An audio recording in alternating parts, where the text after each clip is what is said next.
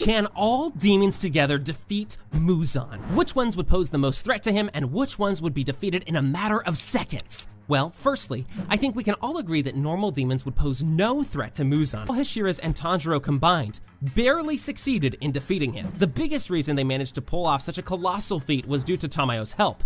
Tamayo was well aware of Muzan's strength as she had spent a good amount of time with him. Therefore, she came prepared with a poison strong enough to weaken Muzan significantly, allowing the Hashiras to fight him in you think is a fair battle, all the demon slayers versus Muzan. Keeping this in mind, there is absolutely no way that the demon moons could defeat him. He would probably crush them all in a matter of minutes. Alright, the answer to that question was pretty obvious, but what would happen if demon moons fought Muzan in his poisoned state? Would it be any different? Leave in the comments below your opinion.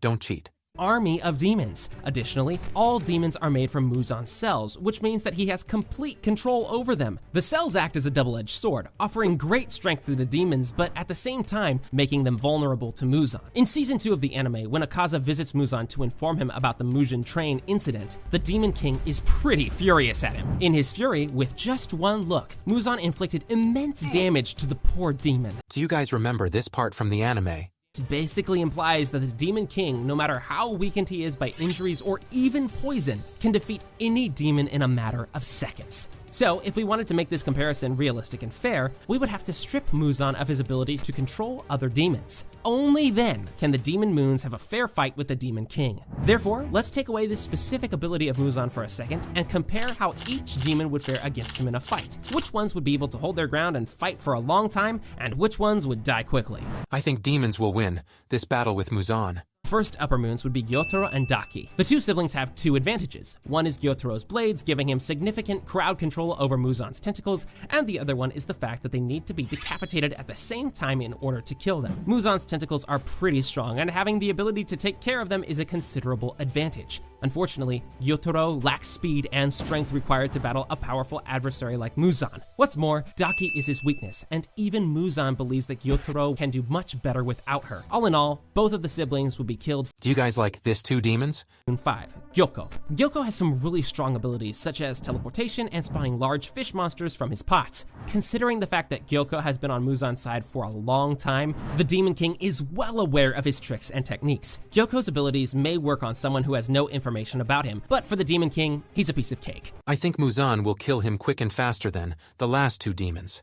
Moving forward, the upper rank 4 also has a very impressive skill set, which might just help him last a bit longer in a fight against Muzan than the previously mentioned demons. Hontengu can manipulate his flesh at will, allowing him to increase or decrease his size and make clones of himself each time he is decapitated. This is a very useful skill to possess, and considering the fact that Hontengu is one of the stealthiest and fastest demons in the upper moons, he might just be able to prolong his life against Muzan and even dodge some of his attacks as well. When Tanjiro was fighting him, I hate those 3 dragons that he has.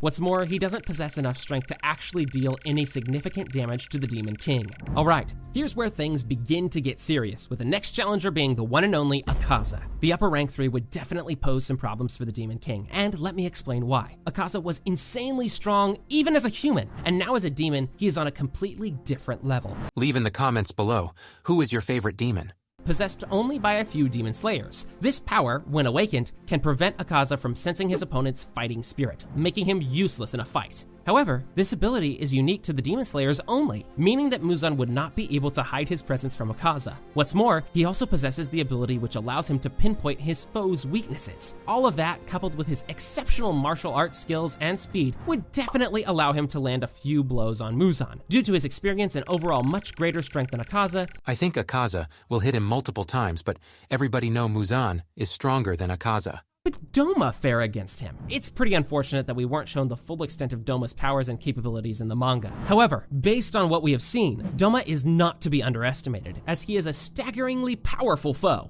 An essential point to note is that he doesn't really have any known weakness. This would make it much harder for Muzan to deal with him. The only reason Doma lost in the manga was because of his careless attitude and the poison he consumed. Shinobu had been consuming the wisteria flower in minor amounts for over a year. Who you think will win in a fair fight between him and Akaza? that far surpasses those of the demons mentioned before. Even his blood demon art is quite impressive and allows him to manipulate his flesh and blood to create ice and frost. Using these techniques, Doma can deal significant damage and possibly freeze Muzan. Therefore, he would definitely put up a good fight and would stand his ground the longest, but would eventually win in a fight. Doma and Akaza versus Kokushibo. Leave your answer in the comments. The Upper Moon won Kokushibo. Now, the fight between the two would be very interesting indeed, considering how unbelievably strong they are, but that's not the main point here. The reason why it would be pretty different from other fights so far is Kokushibo's ability to regenerate his head while decapitated. This power was witnessed in his fight against the Hashiras during the Infinity Castle arc. Akaza could also regenerate his head, but I'm only mentioning Kokushibo because Akaza's regeneration was much slower and he gave up midway. On the other hand, Kokushibo managed to fully regenerate his head in a matter of seconds. Is Kokushibo your favorite demon?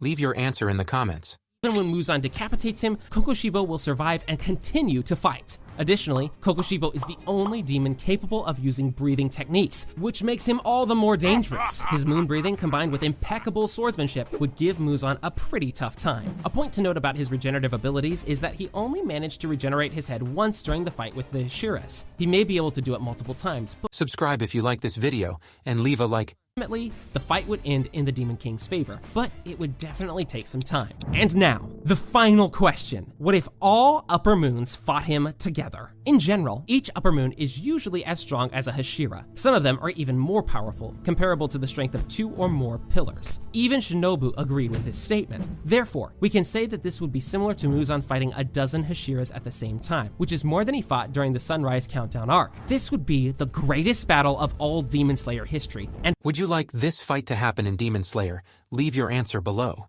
With all 7 of the Upper Moon demons working together, gradually weakening the Demon Lord and tiring him out. The Upper Moons would be at a significant advantage due to their strength and unique abilities, which they can combine to inflict massive damage on Muzan. At the very beginning of the fight, the Demon King would act quickly to take care of the weaker Upper Moons like Gyoko, Daki, and Gyutaro. Before they are killed, Gyoko and Gyutaro would use their special poisoning techniques on Muzan. It wouldn't do much at the time, but in the long run, it may weaken him a bit. I remember when Daki and Gyutaro battled Tanjiro and Rengoku. Damage to Muzan. At the same time, Doma would use his powerful blood demon art and the powdered ice to poison Muzan even more. The fight would begin to wear the Demon King down, weakening him to the point that the Upper Moons now have a slight advantage over him. Eventually, near the end of the night, the Upper Moons would have wounded him enough to decapitate him, and the one to do it would be none other than the strongest of them all, Kokushibo. However, let's not forget that Muzan is capable of regenerating his head, making him immune to death by decapitation. Last question, who will win? Leave your answer below.